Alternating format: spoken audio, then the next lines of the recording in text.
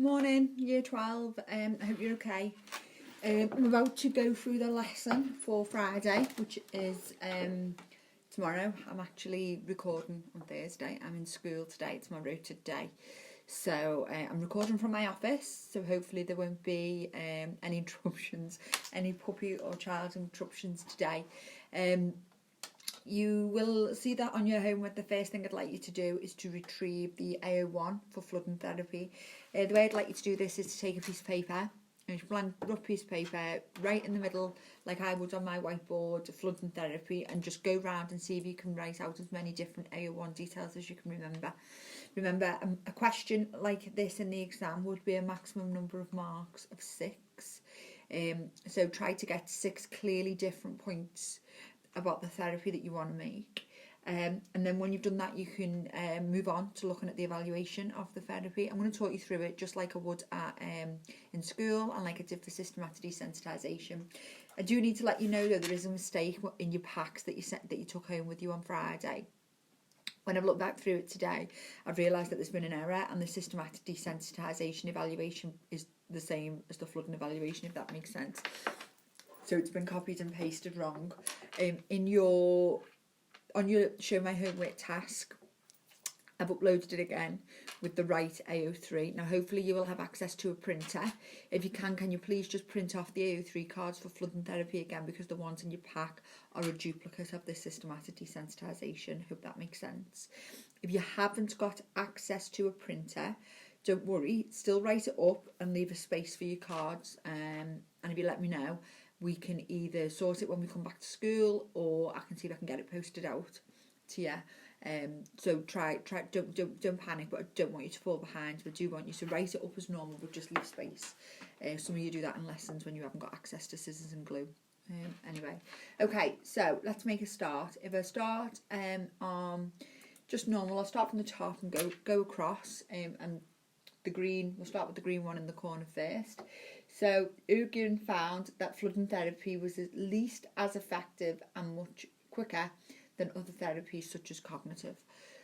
Okay, so this is a clear strength. The thing that is important to note about this evaluation point is it's just as effective, but it saves time. Now, saving time is a massive benefit because it allows the client to get back to their everyday life quicker, especially if the phobia is impacting on them being able to do their normal day-to-day business. So that's a good thing, but it also saves cost to the NHS and just has general economic implications.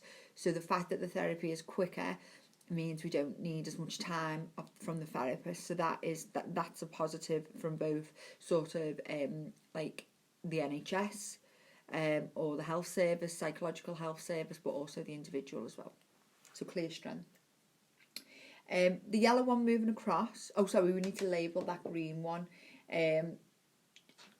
Quicker could be the label for that. If you want a different label than the ones I'm coming up with, we usually discuss them and decide as a class, don't we? So if you want another label that will help you trigger it better, then you just use that label yourself. Next one, yellow going across. Flooding therapy appears to be less effective for some complex phobias, such as social phobias, which also have a irrational thought process as a symptom, so may benefit from more cognitive therapies which tackle the irrational thinking as well as the fear. If you go back to our clinical characteristics of phobias lessons, there was three categories. There was behavioural, emotional and cognitive. Now, people who have phobias have irrational or faulty thought processes.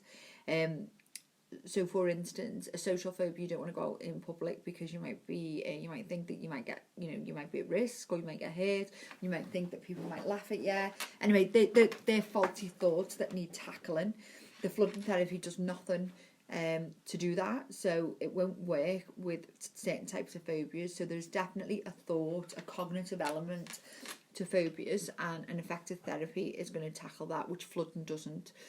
So that could be that's a clear weakness. It's a clear drawback or a limitation of this therapy, that we are not tackling one of the symptoms, which is cognitive processes such as faulty thoughts and irrational beliefs.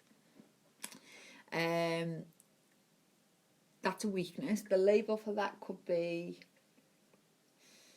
something to do with cognitive. So cognitive or irrational thoughts and then a cross next to it to show that it doesn't tackle faulty cognitions or irrational thoughts. Moving over to the dark pink, flooding is a highly traumatic experience which can be very stressful for the patient. Despite giving informed consent before the therapy, many are unwilling to see it through to the end, meaning the treatment doesn't work. It is really stressful. It creates a high level of anxiety. That was one of the things that you would have written in the AO1.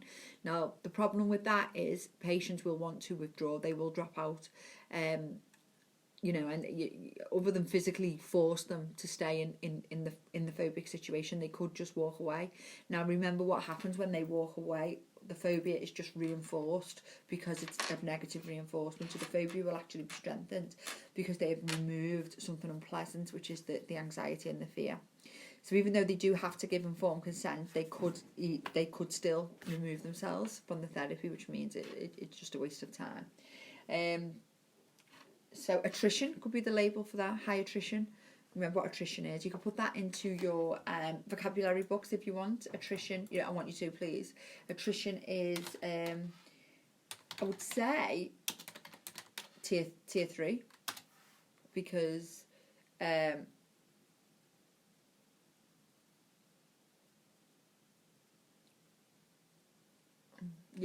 say there is a different definition of attrition. But that's not the definition we want. So we want the psychology attrition definition, and it's a tendency for people to drop out of study or therapy. Okay, so attrition is the tendency for participants to drop out of a study or therapy, and that's tier 3. So highlight that in purple.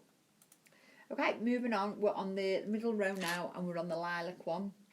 Choi compared flooding and systematic desensitisation in terms of effectiveness and concluded that flooding was more effective than systematic desensitisation, but other reviews such as Krask found no difference between these two treatments. Now I'd make this amber, and I would say that this is,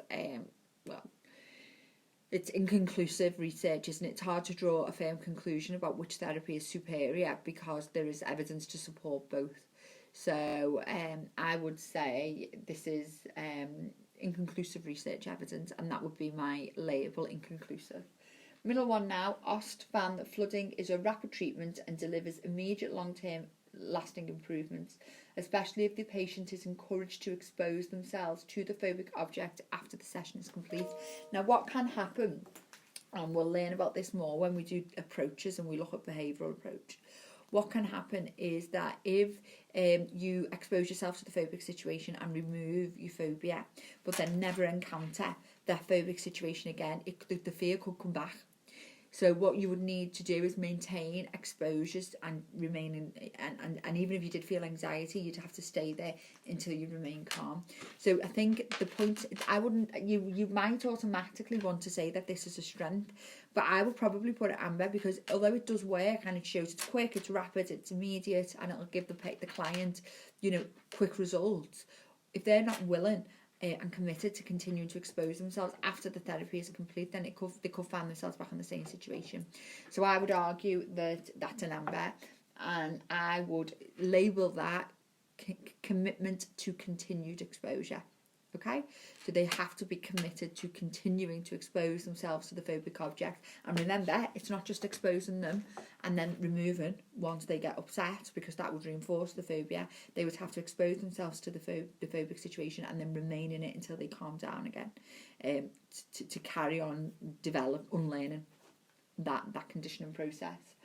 2 more to go.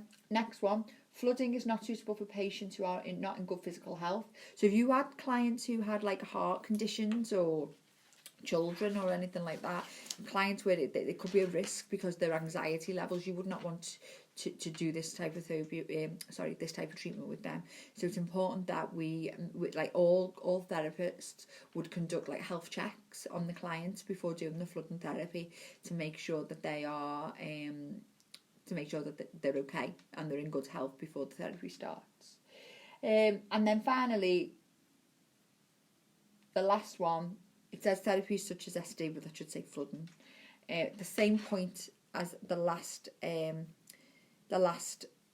systematic desensitisation. The point about it not getting to the root cause and causing symptom substitution. It will remove the phobia, but it won't tell you or remove the reason as to why you've developed that phobia in the first place. So it could lead to symptom substitution. I've not got my whiteboard with me today, and I forgot to write down the labels, so I'm just going to review them and make sure that you remembered. So, first one, the green one, the label was quick and effective, I think.